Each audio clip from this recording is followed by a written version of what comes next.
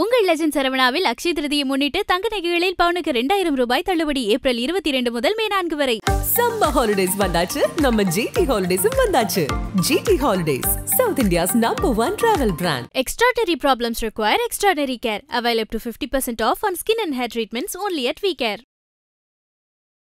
அக்ஷய திருதியுடைய சிறப்பு என்ன சார்? இந்த கல் உப்பு தான் உலகத்திற்கே மூலம். அதுதான் மகாலட்சுமி.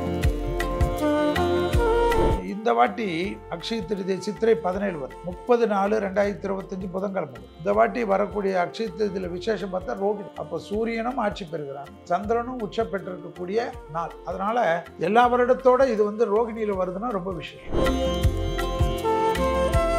யார் வேல் வச்சு பூஜை பண்ணாலும் சும்மா வேல் வச்சு பூஜை பண்ணக்கூடாது. அதுக்கு தினமும் ஒரு காவு எலுமிச்சை பழம் கொடுக்கணும். கொடுக்காம பண்ணக்கூடிய பூஜை நிவர்த்தி ஆகாது.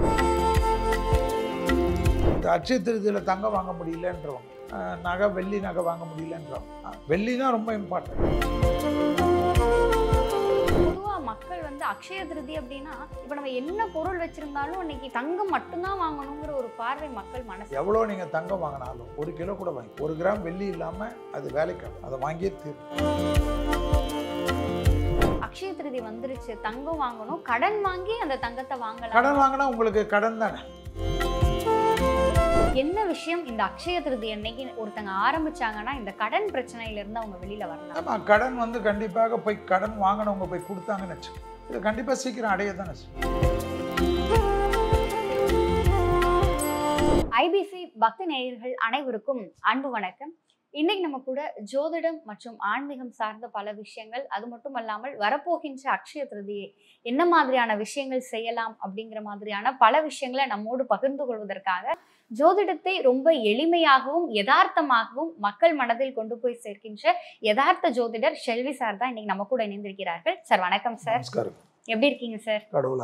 சார், இப்ப வரப்போகிற இந்த அக்ஷய திருதி, பொதுவாகவே அக்ஷய திருதி அப்படின்னு சொன்னா தங்கம் வாங்கலாம் அப்படின்னு சொல்லுவாங்க. அக்ஷய திருதியுடைய சிறப்பு என்ன சார்? அதாவது சித்திரையில் வளர்ப்பிறை அமாவாசை, அதுக்கு அடுத்து 3ஆம் நாள் வருவது தான் கொண்டாடப்படுவது தான் திருதியை திதி. அது அக்ஷய திருதி. அந்த திருதி என்பது என்னன்னா சிம்பிளாக பார்த்தா வளரும். அது சித்திரை மாதம்னு இல்லை, நீங்கள் எந்த திருதியை திதியிலையும் வளர்ப்பிறையில் ஒரு நல்ல விஷயம் பண்ணிங்கன்னா கண்டிப்பாக வளரும். அது பேசிக்காக ஞாபகம் வச்சுக்கலாம். அது சித்திரை மாதம் என்பது சூரியன் உச்சம் பெற்றிருக்கக்கூடிய மாதம். அதனால் அதுக்கு ரொம்ப பவர் அதிகம், அந்த பலம் அதிகம். அதனால தான் சித்திரையில் வரக்கூடிய திருதியை அக்ஷய திருதியாக. இந்த அக்ஷய திருதியில் நிறைய நல்ல விஷயங்கள் வளரும். அப்போ என்னன்னா தங்கம் வாங்கிறது, வெள்ளி வாங்கிறது, பிளாட்டினம் வாங்கிறது இதெல்லாம் அடுத்தது. இப்போ ஃபஸ்ட்டாக நம்ம ஒரு பூஜைகள் ஆரம்பிக்காமல் இருக்கோம்னு வச்சுக்கோங்க. ஒரு ஆனால் பூஜை செய்யணும்னு ஒரு ஆசைப்படுறோம். இந்த திருதி அன்னைக்கு ஒரு விளக்கேற்றி வச்சாவே அது ஒவ்வொரு நாளும் நம்மளை கொண்டு போய் விளக்கேற்றி வைக்கும். அடுத்தது நீங்கள் எதாவது எக்ஸசைஸ் பண்ணணும்னு ரொம்ப நாளாக நினச்சிருக்கீங்கன்னு வச்சுக்கோங்க. அப்போது ஏதாவது ஒரு தோப்பு கரணமாவது போட்டோம்னு வச்சுக்கோங்களேன். நீங்கள் அடுத்த அக்ஷய திருதிக்குள்ளே பார்த்தீங்கன்னா கண்டிப்பாக நீங்கள் எக்ஸசைஸில் ஒரு லெவலில் உங்களுக்கு ஒரு இன்ட்ரெஸ்ட் கிடைக்கும். அதை பற்றி ரிசர்ச்லாம் பண்ணுங்க. அதே போல் ஒரு புது படிப்பு படிக்கணும்னு வச்சுக்கோங்க, இல்லைனா புதுசாக ஏதாவது எழுதணும், இல்லைனா மீடியாவில் ஏதாவது பண்ணணும். அன்றைக்கி பார்த்து கண்ணாடி முன்னாடி நின்றுக்குன்னு எதாவது ஆங்கர் ஆகணும்னு நினச்சா கூட ட்ரை பண்ணி பார்க்கணும். அதாவது முதலில் செய்யக்கூடிய எந்த ஒரு நல்ல விஷயமும் வளருமா. அதுக்காக போயிட்டு பிட் பாக்கெட் அடிக்கணும்னு நினச்சி பண்ணக்கூடாது. நான் சொல்கிறது என்னென்னா நல்லது இருக்கலாம். அதே போல் தானங்கள் கொடுக்குறது. அப்போ தானங்கள் கொடுத்தா தான் நமக்கு செல்வம் வந்தால் தானே கொடுக்க முடியும். ஸோ ஒரு நல்லவங்களை யாருக்காவது தேடி புஸ்தகத்துக்கு கொடுக்கறது, படிக்கக்கூடிய மாணவர்களுக்கு ஏதாவது ஹெல்ப் பண்ணுறது, நோயாளிகளுக்கு உதவி பண்ணுவது, உணவு தானம் கொடுப்பது, படிப்புக்காக ஹெல்ப் பண்ணுறது, இது போல் ஒரு நல்ல விஷயமெல்லாம் பெரிய சிறப்பாக அதெல்லாம் அவங்க வாழ்க்கையில் நிறைய லெவலுக்கு கொண்டு போகும். அதே போல் அன்றைக்கி நம்மளுடைய வசதிகளை பெருக்கிக் கொள்றதுக்கு, நம்மளுடைய வசதிகளை பெருக்கிக் கொள்ளணுன்னா என்ன பண்ணணும்? ஃபஸ்ட்டு போய் நம்மளுடைய ஃபேமிலியில் எவ்வளோ பேர் இருந்தாலும் சரி, அவங்க தனித்தனி வீட்டில் இருந்தாலும் சரி, இந்த கல் உப்பு தான் உலகத்திற்கே மூலம். அதுதான் மகாலட்சுமி. கல் உப்பு வாங்கிறது. அடுத்தது உங்களுக்கு பார்த்திங்கன்னா மஞ்சள் வாங்கிறது, குங்குமம் வாங்கிறது. இந்த மஞ்சள் குங்குமம்லாம் மங்களகரமான பொருள். அடுத்தது நீங்கள் பார்த்திங்கன்னா அன்றைக்கின்னு பார்த்தா அட்சய திருதியில் அரிசி வாங்கிறது, சர்க்கரை வாங்கிறது, அதே போல் நல்ல பசும்பால் வாங்கிறது, இதெல்லாம் நமக்கு வேறு லெவலுக்கு ஹெல்ப் பண்ணும். வீட்டில் வாங்கி வைக்கிறது, அலுவலகத்தில் கூட வாங்கி வைக்கிறது. ஏன்னா அலுவலகத்தில் இருக்கவங்களுக்கு எல்லாமே அலுவலகத்தில் ஒரு சின்ன ஆஃபீஸ் வச்சுருக்கீங்க, 5 பேர் இருக்காங்கன்னா அவங்களுக்கெல்லாம் வாங்கி கொடுக்கலாம். அதாவது ஒரு கிலோ வாங்கி கொடுத்தாலும் ஒன்றும் இல்லை. ஆனால் ஏன்னா அவங்களும் நல்லா இருக்கணும்னா நீங்கள் நல்லா இருந்தால் தானே இருக்கும். இதெல்லாம் சூட்சமங்கள். இதுதான் வந்து ஃபஸ்ட்டு அக்ஷய திருதியில் இருக்கக்கூடிய விஷயம். அதுக்காக முதல்ல போய் ஒன்றுமே இல்லாத ஏதாவது எமர்ஜென்சின்னா அன்றைக்கி டாக்டர் பார்க்கலாம்.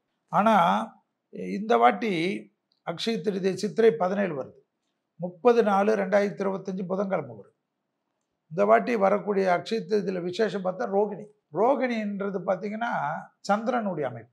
ரோகிணி நட்சத்திரம் பிறக்குவங்க சந்திர தேசத்தில் தான் பிறப்பாங்க. இப்போ இவங்களுக்கு வந்து ரிஷபத்தில் சந்திரன் உச்சம் பெறுகிறான். அப்போ சூரியனும் ஆட்சி பெறுகிறான், சந்திரனும் உச்சம் பெற்றிருக்கக்கூடிய நாள். அதனால எல்லா வருடத்தோட இது வந்து ரோகிணியில் வருதுன்னா ரொம்ப விசேஷம். அதை ஞாபகத்தில் வச்சு. அதனால தான் இந்த அக்ஷய திருதிக்கு அவ்வளோ இம்பார்ட்டன்ஸ் நான் கொடுக்குறேன். ஸோ ஏதாவது ஒரு நல்ல விஷயம் எல்லாம் பண்ணிக்கணும். அதே போல் வந்து கோயில்களுக்கு கரும்பு சாறு வாங்கி கொடுக்குறது, பச்சரிசி மாவு வாங்கி கொடுக்குறது, இதெல்லாம் சிவனுக்கு அபிஷேகம் போகும். பழங்கள் அன்னைக்கு இதெல்லாம் பண்ணா இன்னும் சிறப்பு. பழங்கள் வாங்கி கொடுக்கறது. அதே போல் வந்து பெருமாள் கோயிலில், நரசிம்மர் கோயிலில் பானகம் பண்ணுவாங்க. பானகம் பண்ணுற கோயிலில் வந்து வெல்லம் வாங்கி கொடுக்கறது, ஏலக்காய் வாங்கி கொடுக்கறது, சுக்கு வாங்கி கொடுக்குறதெல்லாம் உங்களுக்கு வேற லெவலில் டெவலப் பண்ணும். செஞ்சு பாருங்க. நம்மளால் முடிஞ்சது செய்யலாம். 1 கிலோ செய்யுங்க, 100 கிலோ செய்யுங்க. இதெல்லாம் ஒரு மாறுபட்ட கோணத்தில் சிந்திச்சு பாருங்க. கண்டிப்பாக இதெல்லாம் நல்லது. எதெல்லாம் நாம் செய்கிறோமோ அதெல்லாம் நல்லா வரும்.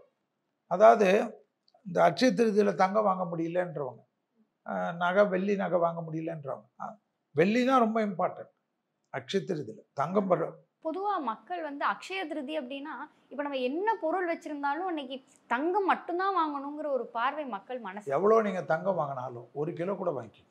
1 கிராம் வெள்ளி இல்லாமல் அது வேலைக்காக, அதை வாங்கியே தீரும். அக்ஷய திருதி வந்துருச்சு, தங்கம் வாங்கணும், கடன் வாங்கி அந்த தங்கத்தை வாங்கலாம். கடன் வாங்கினா உங்களுக்கு கடன் தானே. அதே பொருள் போய் கடனுக்கு போய் எங்கேயாவது ஒரு வங்கியில் தான் போகும். அதை மட்டும் செய்யாது, நம்மக்கிட்ட இருக்கிறது வாங்க. அதான் நான் தான் சொல்லணும். இந்த வாட்டி கல்லுப்பு வாங்கி போய், இந்த வாட்டி ஒன்றுமே இல்லைனாலும் வருத்தப்படாது. அடுத்த வருஷம் செல்வி சொல்லியிருக்காரு எனக்கு எல்லாமே வாங்கக்கூடிய அளவுக்கு வசதி வரும்னு நம்பி வாங்க. அப்போ கண்டிப்பாக நடக்கும். ஆச்சரியமாக இருக்கும், அபூர்வமாக இருக்கும், பிரமாதமாக வேலை செய்யும், அனுகூலம் கிடைக்கும். அதே போல் அன்னதானம்னா அன்றைக்கி அக்ஷய திருதி அன்றைக்கி எல்லாரும் அன்னதானம் கொடுக்குறனால அந்த வாங்கி சாப்பிட்றவங்க கூட போதும், ஏன்னா சாப்பாடு தானே போதும்னு சொல்ல முடியும்.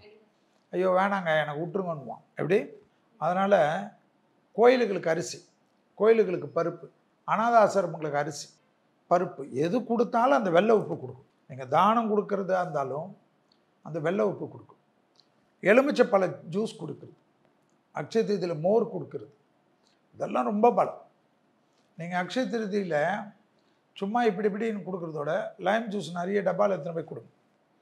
ரொம்ப அடுத்த வாட்டியெல்லாம் உங்களுக்கு வேறு லெவலுக்கு வரும். ராஜக்கனி, எலுமிச்சம் என்பதே ராஜக்கனி. கனியிலே ராஜக்கனி எதுனா எலுமிச்சம். அது வந்து தானமாகாது. வாங்குறவங்க நல்லா இருப்பாங்க, கொடுக்குறவங்களும் நல்லா இருப்பாங்க. அதுதான் அந்த எலுமிச்சை பழத்தில் இருக்கக்கூடிய பலம். இப்போ எலுமிச்சை பழத்தில் நீங்கள் நிறைய பேர் பார்த்துருப்பீங்க, கோயிலில் பிரார்த்தனை பண்ணி போய் கொடுப்பாங்க. அவங்க கொடுத்தோம்னா அது சாமி பாத்திரத்தில் போட்டோன்னே இவன் மனம் குளிரும். யார் இது கொடுக்குறவன். நீங்கள் அதே கோயிலுக்கு போகிறீங்க, நீங்கள் வேண்டிக்கினே இருந்துச்சு, குருக்கள் வந்து ஒரு எலுமிச்சை பழம் உங்களுக்கு கொடுத்தாருன்னு வச்சுக்கோங்க, அடா நமக்கு உத்தரவு கிடச்சிச்சின்னு வரும். புரியுதுங்களா? எப்படி பிரார்த்தனையும் நிறைவேறும், உங்களுடைய வேண்டுதலும் நிறைவேறுவதற்கு உண்டான ஒரே பழம் உலகத்தில் இருக்குங்கன்னா அது எலுமிச்சை பழம். அதனால தான் எலுமிச்சை பழத்தை பற்றி நான் மாலையாக போடக்கூடாதுன்னு சொன்னது. எலுமிச்சை பழம் வந்து ராஜக்கனி, குத்துனா அது செத்தக்கனி, மாலையாக போட்டிங்க அது யாருக்கும் பிரயோஜனம் கிடையாது. சார், இந்த பொதுவாக கோவில்கள் எல்லாம் வந்து திரிசூலம் இருக்குது அப்படின்னா அதில் எலுமிச்சை இல்லை, திரிசூலத்தில் குத்துறது வேறு, நீங்கள் மாலையாக தெய்வத்துக்கு போடுறது வேறு. நீங்கள் வீட்டில் கூடங்க யார் வேல் வச்சு பூஜை பண்ணாலும் சும்மா வேல் வச்சு பூஜை பண்ணக்கூடாது. அதுக்கு தினமும் ஒரு காவு எலுமிச்சை பழம் கொடுக்கணும். கொடுக்காமல் பண்ணக்கூடிய பூஜை நிவர்த்தி ஆகாது உங்களுக்கு. அதனால் பலவிதமான சிக்கல் தான். வேல் பூஜை நிறைய பேர் இப்போ பண்ணுறாங்க, வேல்மாறல் பண்ணி வேலை வச்சுட்டு பண்ணுறாங்க. அபிஷேகம்லாம் பண்ணட்டும், ஆனால் அதில் ஒரு ராஜக்கனியாக எலுமிச்சை குத்தி இருக்கும். இல்லைன்னா அந்த கனி அது சின்ன வேலாக இருக்குது, அதில் குத்த முடியாது. செல்வி சொல்லிட்டு போயிட்டாருன்னா அதை அறுத்து, பழத்தை அறுத்து அதனுடைய சாறை அந்த இதில் ஊற்றிட்டு அந்த பழம் வைத்து குங்குமம் வைத்து அது பக்கத்தில் இருக்கும். எப்பயுமே நெகட்டிவ் ஆயுதங்கள் அது. வேலுலாம் ஆயுதம். நிறைய பேர் தெரியாது. வேல் பூஜை பண்ணுறதெல்லாம் நம்ம தசாபுத்தி சரியாக இருக்குச்சு நல்லாயிருக்கும். நம்ம தசாபுத்தி சரியில்லைன்னு வச்சுக்கோங்க, வேலு சூழலாம் அது வித்தையை காட்டும். என் மேலே அதுக்கு நெகட்டிவாக யார் வேணுமா சொல்லட்டும், இதுதான் உண்மை. வேல் வச்சுக்குங்க, ஆனால் வேலுக்கு ஒரு உயிர் கொடுக்கணும். உயிர் என்பது ராஜக்கனியான இருக்கக்கூடியது தான். அது வந்து ஒரு கனி, அது உயிர் உள்ள கனி. அந்த கனி தான் முக்கியம். அதுதான் காவு கொடுக்குது. ஏன் வந்து எலுமிச்சை பழத்தை டிஸ்ட்ரியை சுற்றி போட்டு போடுறாங்க, எதுக்கு அடிக்கிறாங்க? அது கழிதல், ஒரு உயிரை கொடுக்குறோம். நான்வெஜ் சாப்பிட்றவங்களாம் அந்த சேவலை விடுவாங்க, கெடாவை விடுவாங்க. ஆனால் சைவர்கள் வந்து எலுமிச்சத்தை கொடுப்பாங்க. எதுக்கு? அது ஒரு உயிருள்ள கனி. பூசணிக்காய் எதுக்கு கொடுக்குறாங்க? டிஸ்ட்ரி போட்டோன்னே பூசணிக்காயே உடைக்கிறாங்க. அது உடஞ்சி உயிர் பிரியுது. அது பிரிஞ்ச பிறகு நமக்கு இருக்கக்கூடியதெல்லாம் அது இழுக்குன்னு ஒரு ஐதீகம். திருச்செந்தூரில் யாரோ பிரார்த்தனை பண்ணி கொடுக்குற வேலை தூக்கின்னு வந்து நம்ம வீட்டில் வச்சுக்கணும். அப்புறமா குத்துதே குடையுதே வண்டி டபார்னு இடிக்குதுன்னா நம்ம என்ன பண்ணணும்? ஆயுதங்கள் வீட்டுக்குள்ளே வரைச்ச கவனமாக இருக்கும். சாலிகிராமம்னு சொல்லுவோம். அந்த சாலிகிராமங்கள் கூட உயிர். அதுக்கெல்லாம் நெய்வேத்தியம், அபிஷேகம், ஆராதனையெல்லாம் செய்யாமல் வீட்டுக்குள்ளே வச்சு சாலிகிராமத்தை பட்னி போட வைத்தீர்கள் என்றால் உமக்கு அதற்குண்டான தண்டனை உண்டு. அதனால தான் சாலிகிராம பூஜைலாம் ஆர்த்தடாக்ஸ் பூஜை. அதுக்கு வந்து ஏன்னா அது அப்படி தான். பிறக்கின்ற செவே விஷ்ணு அவதாரம், சக்கரத்துடன் பிறக்கக்கூடியது ஒரு உயிர். அதுவே தன்னை செதுக்கி தெய்வமாக மாறுகிறது. அதெல்லாம் நிறைய இருக்குது. ஸோ இந்த அக்ஷய திருதியில் தங்கம் வாங்குவதை பற்றி கேட்டிங்கன்னா கண்டிப்பாக வாங்கலாம். ஏன்னா ஒரு இன்வெஸ்ட்மெண்ட். கண்டிப்பாக தங்கம் வந்து வளர்ந்து தான் போகும்னு நான் சொல்லியிருக்கேன். 52 ரூபாயில் இருக்கிறச்ச சொல்லியிருந்தான் இருந்தேன். நிறைய பேர் திட்டினாங்க. ஆனால் இன்றைக்கி எவ்வளோ வளர்ந்துருக்குன்னு பாருங்கள். இனி வளரும். யுத்த பூமியாக உலகம் மாறும். கொடும் செயல்கள்லாம் நடக்கும். கொடுமையாக மக்கள் கொத்தாக மடியக்கூடிய காலகட்டம். இந்த சமயத்தில் தங்கம் தான் வழி, தங்கம் தான் வளரும். ஸோ தங்கத்தின் விலை ஏறும். அட்சய திருதி அன்னைக்கு வாங்கிக்கோங்க, எது வேணுமா வாங்கிக்கோங்க. மற்றவங்கக்கிட்டேருந்து கிரெடிட் கார்டு போட்டு மற்றவங்கக்கிட்ட கடன் வாங்கியெல்லாம் வாங்காதீங்க. ஒரு வெள்ளி வாங்குறது ரொம்ப விசேஷம். வெள்ளிக்காய் வந்து அவ்வளோ முக்கியம். அதனால தான் நார்த் இண்டியன்ஸ் எல்லாம் எப்பயுமே தீபாவளிக்கு முன்னாடி அவங்க கொண்டாடக்கூடிய பூஜையில் வெள்ளியை வைத்து தான் பூஜிப்பார். வெள்ளி தான் மகாலட்சுமி. அந்த வெண்மைக்கு இருக்கக்கூடிய மரியாதை வேறு. அதனால் இதுவும் வாங்கிக்கோங்க. ஆனால் உப்பு வாங்காமல் இந்த அக்ஷய திதியை கொண்டாடாதீங்க. தலை போல் வளரக்கூடிய அற்புதமான நாள். அதில் ரோகிணி நட்சத்திரத்தில் வரக்கூடிய இந்த அக்ஷய திருதி நீங்கள் கண்டிப்பாக இந்த வாட்டி செய்யக்கூடிய விஷயங்கள், அது தேகாரோக்கியம், பள்ளி, கல்லூரி, குழந்தைங்களுக்கு போஸ்ட் ஆஃபீஸில் பணம் போடுறது, இதெல்லாம் ஆரம்பிங்க. ஒரு 100 ரூபாயில் போய் ஆரம்பிங்க. அந்த குழந்தை வாழ்க்கையில் எவ்வளோ வளர்ச்சி ஆகுதுன்னு பாருங்கள். ஸோ இதெல்லாம் வந்து இந்த சேமிப்பு கணக்கு, மியூச்சுவல் கணக்கு, இதெல்லாம் ரொம்ப நல்லது. அக்ஷய திருதி அன்னைக்கு வீடுக்கு அட்வான்ஸ் கொடுக்கறது, நிலத்துக்கு அட்வான்ஸ் கொடுக்கறது தைரியமாக பண்ணுங்கள். சரி, இப்போ பொதுவாகவே மக்கள் மனசில் இருக்க பிரச்சனை என்ன அப்படின்னா கடன் பிரச்சனை. என்ன விஷயம் இந்த அக்ஷய திருதி அன்னைக்கு ஒருத்தங்க ஆரம்பிச்சாங்கன்னா இந்த கடன் பிரச்சனையிலேருந்து அவங்க வெளியில் வரலாம்? ஆமாம், கடன் வந்து கண்டிப்பாக போய் கடன் வாங்கினவங்க போய் கொடுத்தாங்கன்னு வச்சுக்கோங்க, இது கண்டிப்பாக சீக்கிரம் அடைய தானே. இதனால் அபிராமி அந்தாதியில் 54வது பாடல்னு ஒன்று உண்டு. இல்லாமை சொல்லி ஒருவர் தான் பால் சென்றுன்னு இருக்கும். அந்த பாடலை நீங்கள் டெய்லி படிச்சுட்டு வாங்க, கண்டிப்பாக மிராக்கிள் நடக்கும். இந்த கடனுக்கு சிம்பிளாக இருக்கக்கூடிய அபிராமி பட்டுறது வந்து சத்தியமாக நடக்கும். அபிராமி அந்தாதி நிறைய பேர் என்ன நினச்சிக்கிறாங்க, அது ஏதோ ஒரு சமூகத்தினருக்கு இருக்கக்கூடிய மந்திரம்னு நினச்சிட்டாங்க. எளிமைப்படுத்தப்பட்டு பாம்பர்களுக்கும் யதார்த்தத்துக்கும் கொடுக்கப்பட்ட ஒரு அற்புதமான நூல். 101 பாடல் உண்டு. அதில் 101வது பாடல் வந்து 100 பையன் பேர். இந்த 100 பாடலையும் படிக்க முடியாதவர்கள் இந்த 101வது பாடலான ஆத்தாலே எங்கள் அபிராமி வள்ளியே அண்டமெல்லாம் பூத்தாலே மாதலும் பொண்ணு தலைப்பு வேடன் காத்தாலே அங்கே சம்ப பாசம் குசும்பும் கரும்பும் மங்கை சேர்த்தாலே முக்கணிய தொழுவருக்கு ஒரு தீங்கில்லேன்னு முடிகிற பாடல். இந்த பாடலை மட்டும் சொன்னாவே அபிராமி உங்கள்கிட்ட நேரடியாக வருவாள், உங்கள் கஷ்டத்தை தீர்த்து கொடுப்பாள். பூர்வ புண்ணிய ஸ்தானம்னு ஒன்று உண்டு அபிராமியில். 40வது பாடல். அந்த பாடல் வந்து குழந்தைங்களுக்கு பாதிப்பு, குழந்தைங்க ரொம்ப கஷ்டப்படுறாங்க, குழந்தைங்க ஏதாவது சிக்கலில் இருக்காங்கன்னா தாயார் படித்தால் போதும்.